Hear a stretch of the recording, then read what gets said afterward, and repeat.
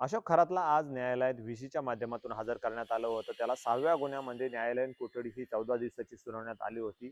त्यानंतर एसआयटीने पुन्हा ताबा घेण्यासाठी जो अर्ज केलेला होता त्यामध्ये सरकारी वकील असेल युक्तिवाद केला. सरकारी वकिलांनी थेट युक्तिवादात असे म्हटले आहे की न्यायालयीन कोठडीमध्ये त्याच्या जीविताला धोका आहे. तसेच न्यायालयात गेल्या काही दिवसापूर्वी आम्ही अर्ज देखील केलेला आहे की न्यायालयात आणत असताना अशोक खरातच्या जीविताला धोका आहे. या सर्व बाबी जर बघितल्या तर त्याच्या जीविताला धोका असून तरी त्याला एसआयटीच्या ताब्यातच ठेवावा. एसआयटीच्या माध्यमातून चौकशीसाठी त्याला एसआयटीकडे द्यावे आणि न्यायालयीन कोठडी ही फक्त मात्र प्रोसेस करावी. त्याच्या जीविताला धोका असल्या कारणाने ही सर्व सविस्तर बाब सांगण्यात आलेली आहे. तरी यामध्ये एक न्यायप्रविष्ट बाब म्हणून न्यायालयातून त्याला न्यायालयीन कोठडी सुनावण्यात आलेली आहे 14 दिवसाची 6व्या गुन्ह्यामध्ये.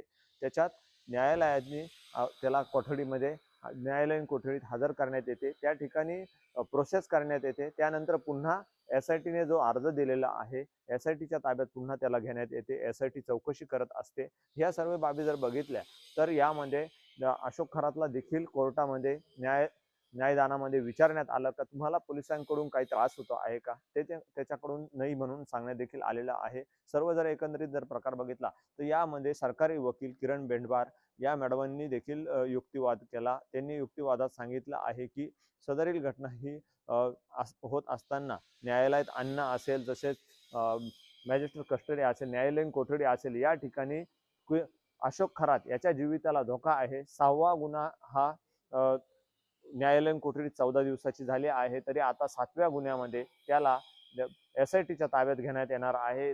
पुन्हा त्याला उद्या कोर्टात देखील हजर करण्यात येऊ शकतं. तसेच यानंतर नेमकं पुढे काय होणार ते देखील पाहणं तितकंच महत्वाचं आहे. एसआयटी नेमकी पोलीस कस्टडी किती दिवसाची मागते हे देखील पाहणे तितकंच महत्वाचं आहे. परंतु आज एक महत्वाचा मुद्दा बघायला मिळाला की सरकारी वकिलांच्याच मार्फत युक्तिवाद करण्यात आला की अशोक खरातच्या जीवाला धोका आहे. त्याला कोर्टात आणताना देखील त्याच्या जीविताला धोका आहे आणि त्याला न्यायालयीन कोठडीत देखील त्याच्या जीविताला धोका आहे. तरी त्याच्या जीविताला काही होऊ नये म्हणून त्याला एसआयटीच्या ताब्यातच ठेवावा, तसेच पोलिसांच्या ताब्यातच ठेवावा आणि पोलिसांच्या देखरेखीत त्याची चौकशी व्हावी. त्या ठिकाणी होणाऱ्या चौकशीत तो त्या ठिकाणी चौकशीला उत्तर देखील देईल असे देखील यावेळेस युक्तिवाद करण्यात आलेला आहे.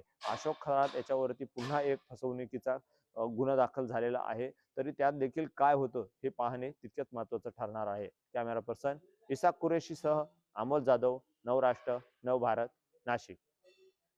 कोठडी मिळाली का? काय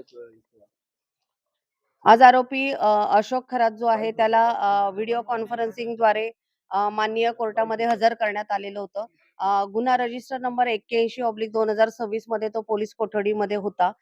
त्या गुन्ह्याचा तपास आहे आणि इतर पण गुन्ह्यांचे तपास सुरू आहे. या गुन्ह्यामधला जो पोलीस कस्टडीचा हक्क आहे तो राखीव ठेवून आज त्याला आम्ही जो दुसरा महिला अत्याचाराचा गुन्हा आहे 85/2026 त्याच्यामध्ये वर्ग करून करण्यात आलेला आहे आणि त्याला उद्या मान्य कोर्टामध्ये पोलीस कस्टडीसाठी हजर करण्यात येईल. थँक्यू.